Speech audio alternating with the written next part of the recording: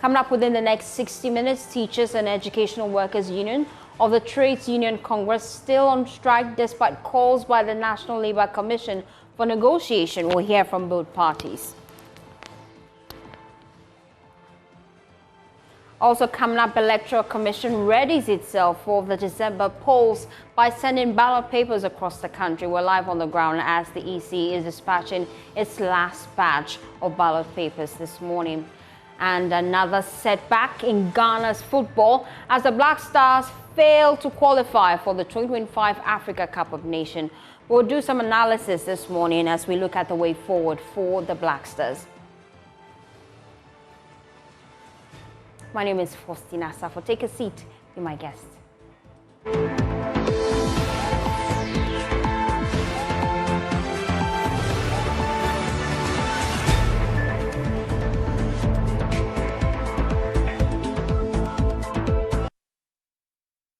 For choosing us, we are your home of independent, fearless and credible journalism. Now we start with the Teachers and Educational Workers Union of the Trades Union Congress because they are still on strike despite calls by the National Labour Commission for negotiation. TEWU is protesting government's failure to address long-standing concerns regarding their conditions of service. Now let's get updates on this. We have the chairperson of TEWU Salamatu Brima joining us live via Zoom. We also have the executive secretary of the National Labour Commission, Ofosua Samoa. Thank you, gentlemen and lady, for your time here on NewsX. I'll start with you, Salamatu. When we engaged you yesterday, you were adamant to call off your strike because of the timeline that you're working with. As we look forward to the meeting you would be having with the NLC and the Fair Wages and Salaries Commission tomorrow, what will be your key demands?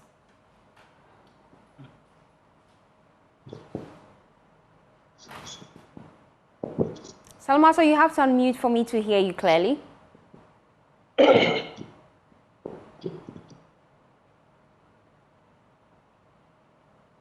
As we work the lines to get clear connection to Salamatu Brima, we're just giving you updates as to TEWU strike.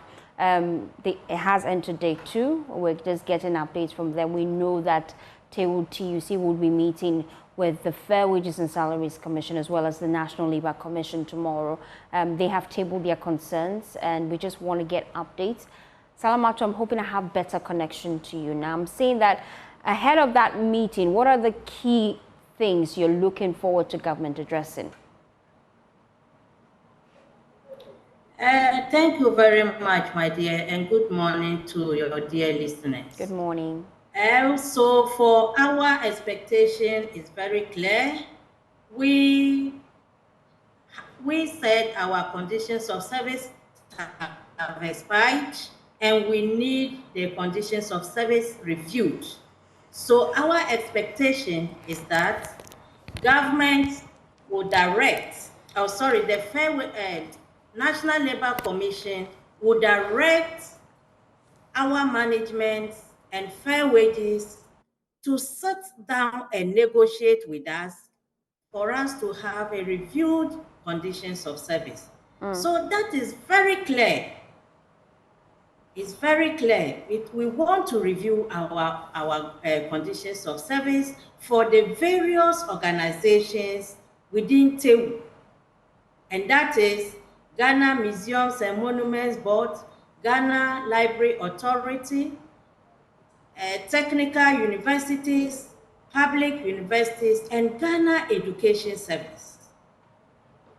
Because clearly we cannot continue to operate on expired conditions of service.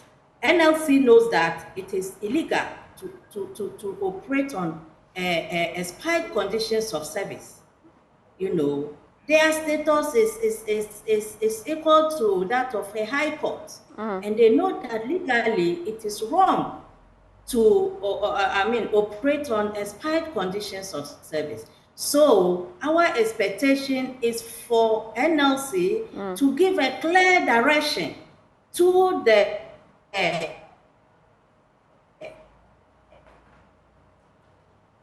We seem to be losing connection to Salamatu. I'm hoping that I have better connection to her soon so that we can just finalize on this. I also have a rep from the National Labour Commission, the Executive Secretary to be precise, Ofosu Asamoah, joining the conversation via Zoom. Thank you for your time here on NewsDesk. Now, you've heard from TEWU. They want an implementation of the new conditions of service. Ahead of that meeting tomorrow, will their request be granted? Yes, you can.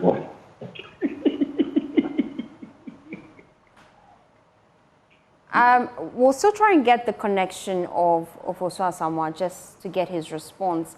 I'm told I have better connection to Salamatu now, and I'll be going to her right now. You have just shared with us some of the key things you're looking forward to in that meeting. But at the heart of the concerns of the National Labour Commission is the need for you to call off your industrial action. I'm just wondering, after tomorrow's meeting, would it be the case that you will call off your strike? Yes. So we explained yesterday that before you embark on a strike, you go through certain processes. And in the same vein, when you are suspending, you still have to go through certain processes, you know. So we have started those processes. We have started the processes, but it's not going to take a day or two because we have to call our National Executive Council. We have to call our management committee meetings before we can call off or, suspend. I'm not saying call off because until our demands are met, we are not calling off. We can only suspend. So you're willing to suspend it, and you have already triggered the processes, if I understand you. Yes, we have triggered the processes. Okay. To suspend, but we haven't suspended because we need a lot. And let me tell you, one difficulty even is another area is money. Calling these meetings, you need money. And our monies too that are being deducted by controller are not being released. All unions, they are deducting the dues, all right, but government is not releasing those monies to us. So we are cash strapped. So calling that we recently called those meetings before we agreed to embark on this strike, and we need to call them again. So we have started a process. Let's just get a sense of the impact of this industrial action. What area exactly would be affected whilst we wait for you to conclude and actually suspend the strike? Yes, so as you know, we are Teachers and Educational Workers Union. So it means that we work in the education sector. And so in matters like this, unfortunately, it is the students that suffer most because we have the cleaners who have to clean the environment for the teachers to go and teach. We have the drivers who have to drive our key officers and also some students for industrial trips. We have our security who are supposed to man the gates, you know, to protect lives and property in the various schools. And we have the cooks, the matrons, who are supposed to cook for their children to eat. We have the accountants, who are supposed to do the financials, and the administrators, who are supposed to perform the administrative duties, including registration of students. So, unfortunately, it's the students who suffer most. It's very, very unfortunate because all of us have our students in the various schools, but it's rather unfortunate. And I said yesterday that unionists only embark on strike when government refuses to meet their demands. And that is normally the last resort. You know, we are all parents, we are not happy, but we must also work in good conditions. Let me bring in Because the executive secretary. Are... Hold on for me, Salamatu. Let me bring in the executive secretary of the National Labour Commission so that he can address your concerns, because we're looking forward to that meeting tomorrow between the NLC and then TEWU. Thank you so much, Ofosu Asamoah, for your time here on Newsdesk. You've heard the key concerns of TEWU. Ahead of that meeting, are you willing to grant their demands? Thank you very much. And I thank the rep of TEWU for informing the general public that they are agreed to the NLC's advice to call off the strike. I think that is a pleasant news. My only difficulty is the processes she's outlining there, that they have to call a meeting. When they keep calling off the strike, it is where, if on their solution, they want to consider calling off the strike, when government gets to declare the strike, we must to agree to call off. I'm struggling to hear you, Mr. Asamoah, and I'm sure my audience is also facing the same challenge. So you have to position rightly. I can, yes, loud and clear now. Just to clarify, she didn't say that they are calling off the strike. She said that they have agreed to suspend it and they've triggered the process. Yes, and I'm saying that that is a pleasant news, that they are considering suspending the strike, which the National Labour Commission advised them to do. The only unfortunate part is the processes she's outlining there, that they have to call their management, call members, that they don't have the finances to call the meeting. You know, when it comes to considering to suspend the call of the strike on their own position as against what they declared, that is their position. But this is a directive from a commission of authority established to deal with it.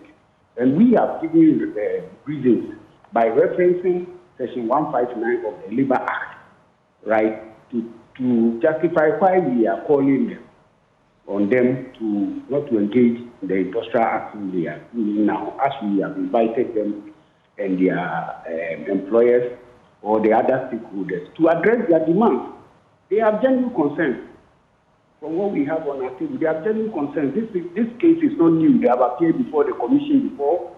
We have a letter from them dated 14th October and which we received on the 15th, where they briefed the commission on the development of their negotiation with GES and all the other bodies.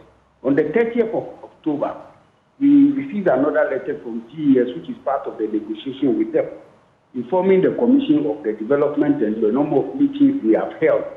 So at all material times, as the commission, we were waiting for them to conclude the report, so that if things stalled on the way, or there's difficulty or the delay and foot dragging, as we are alleged against the government and its agencies, one would have ordinarily expected that they would write to inform the commission so that the commission will take necessary action rather than the declaration of the strike. Anyway, the commission has acknowledged their letter. We have written to GES, Museum and Monuments Board, the Library Board, and Fair Wages and Salaries Commission, summoning all of them before the commission to have the problem solved once and for all. But why wait till this time? You admit that their concerns are legitimate. We have not waited till this time. They appeared before the commission, like I told you, with the problem. The two parties agreed that they were going to settle, they were going to negotiate and come and inform the commission.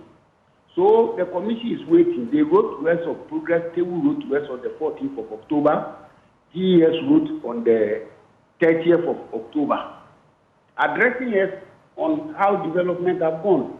So we have always been waiting for them to conclude and report. So we are waiting for them to report. We are not part of the negotiation team. Between them, we are not part. We will only come in where they are unable to settle. So it is at this time that they have hit the road that they are unable to settle. That is why commission has called them to come tomorrow, so that we will step in and have the matter settled. So if one says, why wait, I think we were sleeping on our duty. We are not. If parties appear before you and they say, oh, give us time to go and settle, we cannot say that we will not allow you. We will settle it by all means. That is not the process. So it is not like... So ahead of that meeting tomorrow, TEWU, their demands are clear. Would you ensure that their demands are adhered to tomorrow? We will make sure that they get what is due them. If we say we make sure that their demands, perhaps if their demands, assuming their demands were not right, we cannot force it. But what is rightly due them, the commission will make sure they get it. Salamatu, let me bring in Salamatu at this point. Are you pleased with that response from the NLC? Yes, we respect NLC so much. This is not the first time they have intervened in our matters.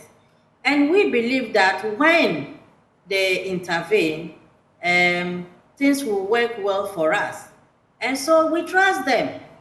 We trust them, and we know that they will do their best to get us to the negotiation table to review our conditions of service, because they also know what it is legally to be operating on expired conditions of service. They know better than us. Okay, thank you, Salamatu, for joining us here on NewsX. We also had Ofosu Asamoah. Away from that, the Electoral Commission has transported ballot papers for the upcoming December 7 general election across the country. And we know that the EC says the ballot papers were dispatched to all 16 regions under stringent security measures. This phase follows a month-long effort by the EC to finalize voter registration, allocated polling stations, and train election officers, among other preparations. Now, let's get updates from our correspondents across the country, because we know that the EC has served notice that today they will be dispatching their final round of ballot papers. And so we're looking at the impact so far. We've received complaints about delays in certain regions. Let's touch base with our correspondent in the Upper East region, Albert Sorry. He witnessed the EC delivering the ballot papers in his region. Albert, tell me how it was. Were there any delays? Yes, so here in the Upper East region, we were expecting the ballot papers to arrive on Sunday afternoon. That did not happen. We understand that they had to make a stop in Kumasi, but check showed that it was just for some security reasons, because it was getting dark. They needed to wait and continue the journey. So they arrived here yesterday, Monday afternoon, around 4 p.m.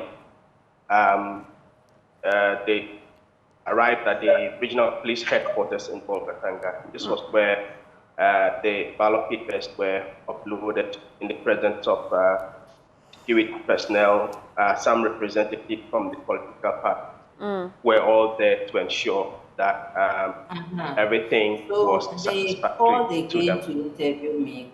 Good morning. We apologize for that interruption. So we'll fix that back room. Albert, you were just making your point there. Please finalize.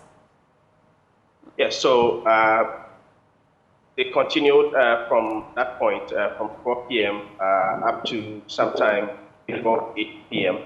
The political party representatives were all there to ensure that the seals to the bags that contained these ballot papers were all intact.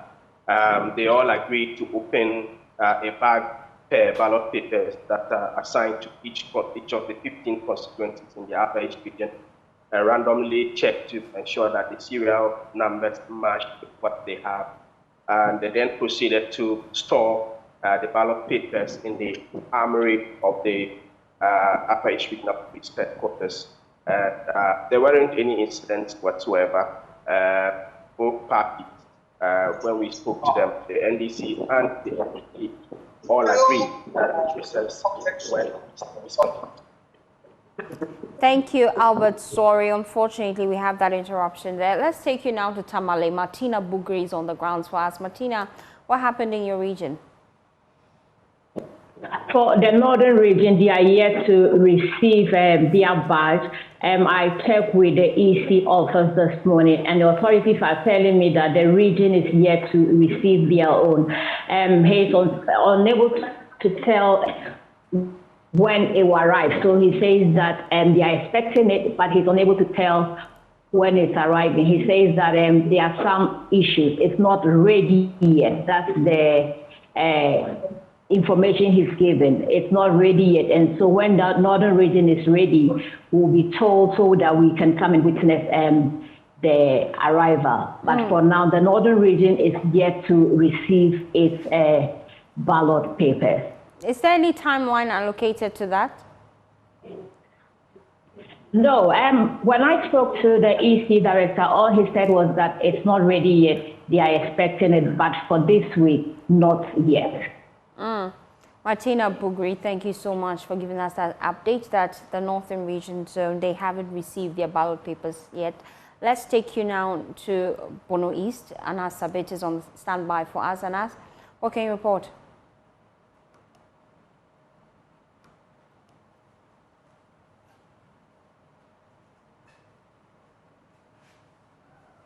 Anas, you have to unmute for me to hear you clearly. Just give me updates in your constituency and your region.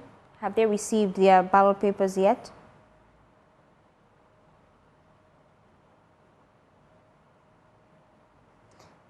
I was still working the line to get clear connection to Anas. The ballot materials yesterday, which is Monday, November 18th.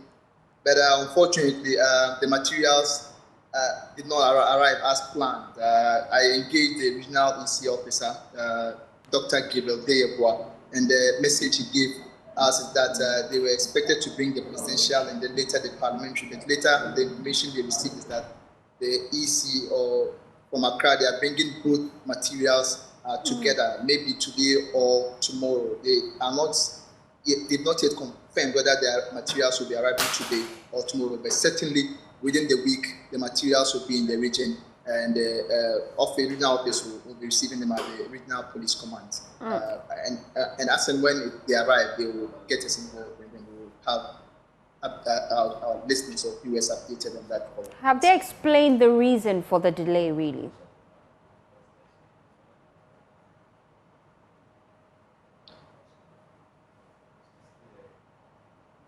Anas, can you hear me? I'm asking, what reason did they give for the delay?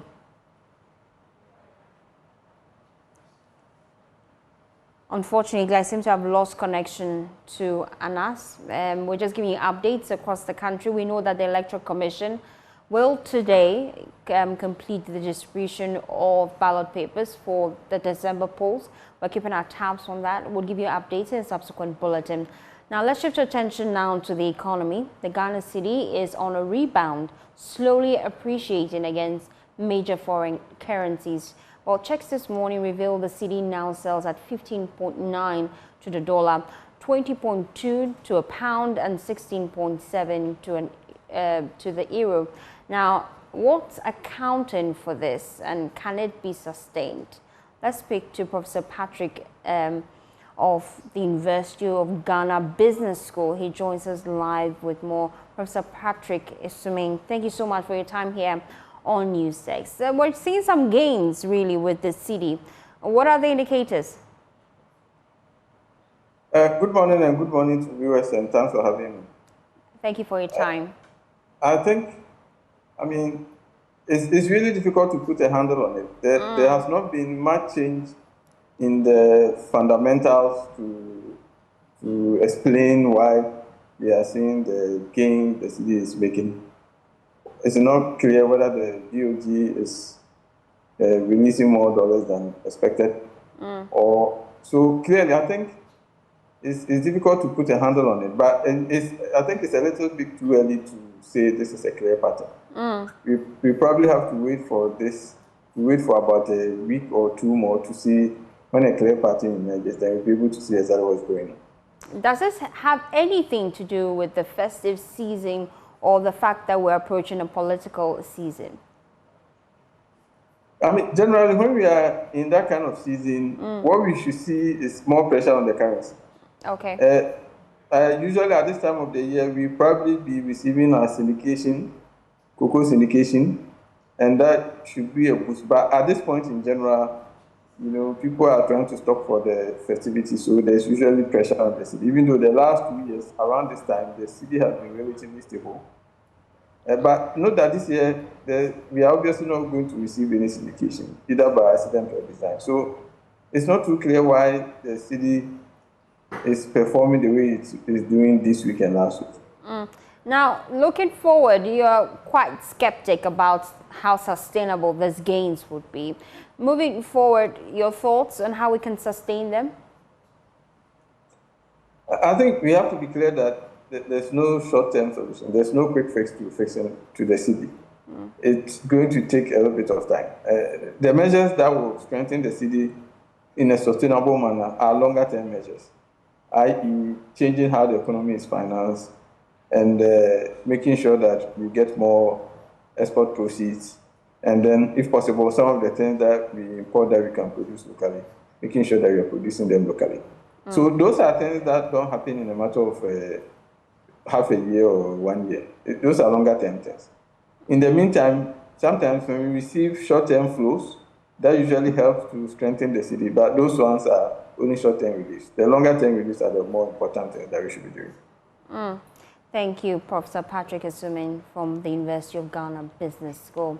Away from that, we would be back in the studio to give you sports because the Black Stars, as you know, they failed to qualify for the 2025 AFCON after a dismissal, showing in an abysmal showing in the qualifiers. Well, we'll be delving into that. We'll be looking at what exactly it will mean for the country after this break.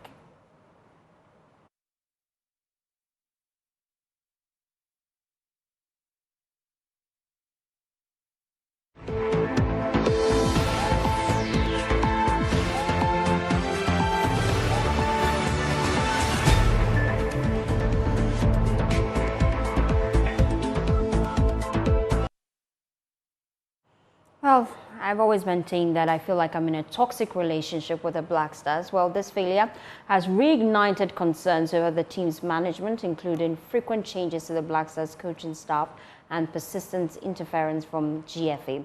But under 5, Ghana coach Otuado has firmly stated he will not step down. He wants to stay in post.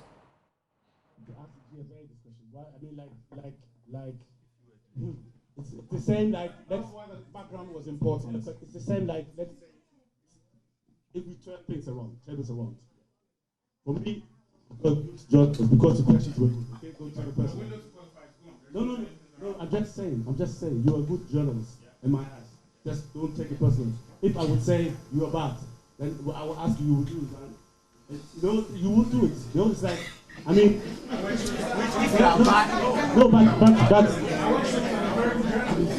No, that's what I said. You are good. I didn't want you to take it personal.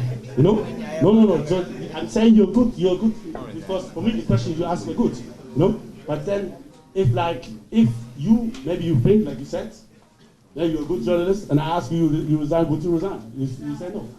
No, because you ask me like why, and these questions are not my responsibility if I should continue or not. Like for me, I'm not like I said before, and if the next question will ask, we can use the same answer. I'm not a person. I never give up on nothing. This is the way I came up. If you want to be, let's say, a footballer, a professional, you will never give up. You fight. You work hard. You work even if you fall down 10 times. You stand up and you stand up the 11th time and then you do it. This is how I made it. It's not like I came up and then I made it as a professional. And the same as a coach.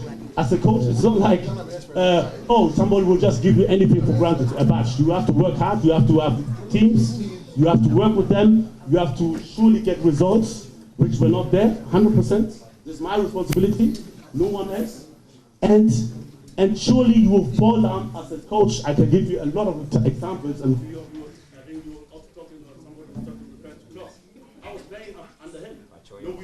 went down with mines from first to second, and then we came up again. It's not like everything goes like this. No, his first years in Dortmund, 2 years, big problem. We were almost relegated.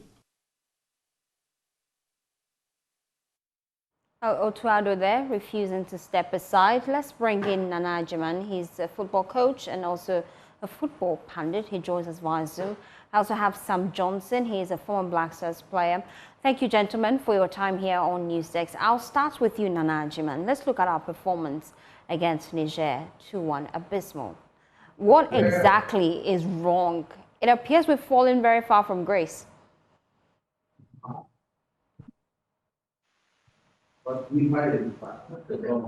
Yes, it has. Very good morning to you. Morning. More than a fall from grace.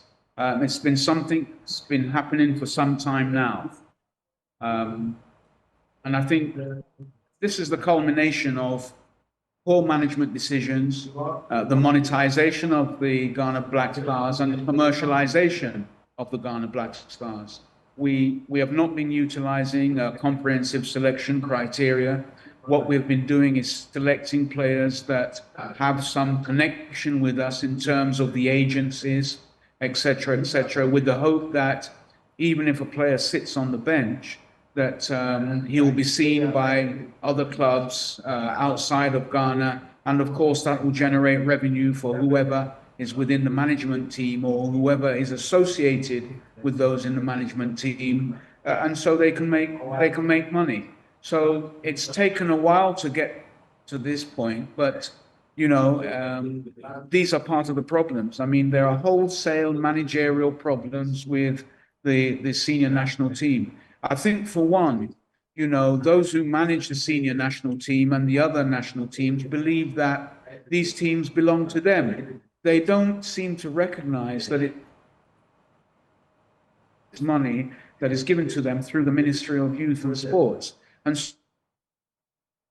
own. Well, it's not, and that message needs to be broadcast clear and loud to them. It doesn't belong to them, it belongs to all of us.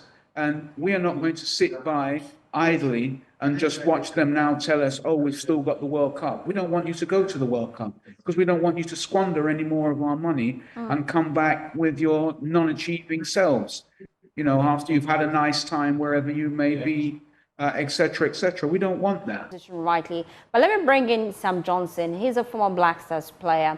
He joins us live with more. Sam, thank you so much for your time here on Newsdesk. Let's just get your thoughts. This is the first time in 20 years that Ghana is failing to make it to the AFCON. You've watched the players on the pitch. What exactly is your diagnosis of the problem? Good morning to everyone who is listening this morning. I think our problem is Nana has said so. Players that went to play this last match, like Nana said, the experience is not there. Why the experience is not there? Because they will call them, you don't see them mingle with these boys, so they don't get that exposure, that confidence that they can use to when maybe the foreign players are not coming. You can ask them to go and. Disappointed by the performance of the players. Each time they disappoint us. Against Sudan, against Niger. Look at their performance. How then do I keep watching them play? Like you said, bring back the love is a very good thing. Because if you don't have the love, you can't go to the stadium to watch. But when you go to the stadium, what are you watching? You understand me? When you go to the stadium, what are you watching? When you go to the stadium, you don't know what you are watching. Because the players, they are coming. And I've been saying these things. Some people will come out and then, you know, just attacking, you know, what you are saying is not this, it's not that.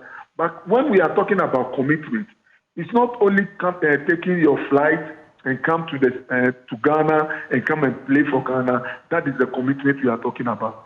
We are talking about on the field, the commitment on the field. How are you playing? What are you giving to Ghanaians? That they will be happy, they will be willing to come to the stadium and watch you and support you. And the few people also going there to support you, you're always disappointing them.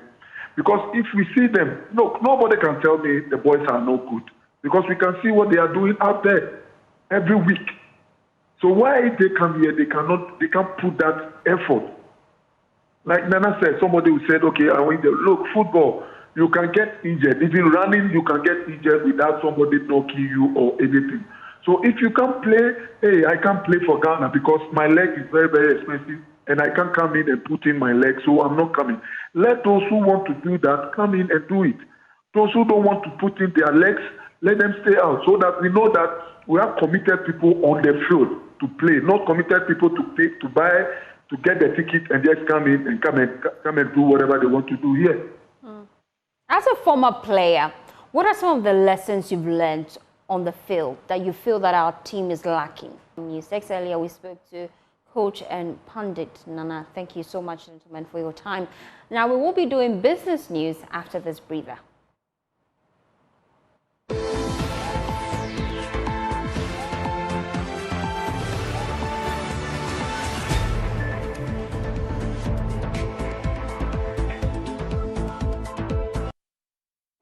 Welcome back to Business on NewsX. My name is Winston Taki, and our first business story. Senior research scientist at the Biotechnology and Nuclear Agricultural Research Institute of the Ghana Atomic Energy Commission, Dr. Daniel Osei-Ofosu, is encouraging farmers to embrace the new genetically modified PBR cowpea to boost their yields. According to Dr. Ofosu, the PBR cowpea is insect resistant, making it a valuable resource for improving productivity and reducing losses. He shared this insight during an interview with Joy Business in Accra. PBR cowpea is the first genetically modified crop developed in the country. Cowpea is a vital protein-rich crop used for both human and livestock consumption. Dr. Daniel Osei-Ofosu, Senior Research Scientist at the Biotechnology and Nuclear Agricultural Research Institute of the Ghana Atomic Energy Commission, emphasized the significance of this achievement. Modified to be resistant to an insect that causes up to 80% losses on farms that have this insect present. Because of this insect, cowpea, or what we know as beans, is very expensive today. A bag is going for over 3,000 Ghana cedis. A 50 kg bag is going for over 3,000 Ghana cedis. It's because our farmers are shying away from it. They are forced to spray within the 8 weeks at least 8 times. It means at least once a week they have to go and spray. And with the challenges that come with spraying, the chemicals being blown on them, affecting their health and all, they expect to get bumper harvest, but they still end up losing up to 80% in very severe cases. Professor Marian Quinn, Deputy Director General of the CSIR and Chief Research Scientist, highlights the potential of the new seed to help farmers boost their yield. Breeders are working to ensure we have the breeder seed, the foundation seed, the certified seed. This seed is going to put food on your table and money in your pocket, because you are not going to invest so much in pesticides to control the insects which damage your seed and your crop, and you are not able to harvest anything. So Nana Ikuya Yeboah, Principal Regulatory Officer of the Food and Drugs Authority, assures consumers of the safety of the new GM cowpea. All these steps, I can't say that it's as safe as a conventional counterpart. And looking at the cowpea as we have now, once it's on the market, it doesn't look any different from what we are familiar with in terms of color, in terms of texture. Processing doesn't differ. The only benefit that we actually see is on the farm, where it's actually bio-resistant against pesticides by itself. But in terms of its nutrition, its composition, it's as safe as a conventional counterpart. The biotechnology workshop for the scientific community was organized to update council staff on the current status of the PBR cowpea and to ensure they're informed about development in GM technology in Ghana.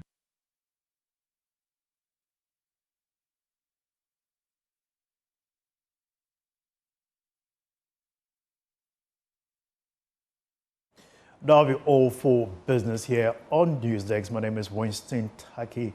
We'll see over to you for the rest of the bulletin. Thank you, Winston, for bringing us business. And that's how we wrap up the bulletin. For more news, please log on to myjoyonline.com. Good morning.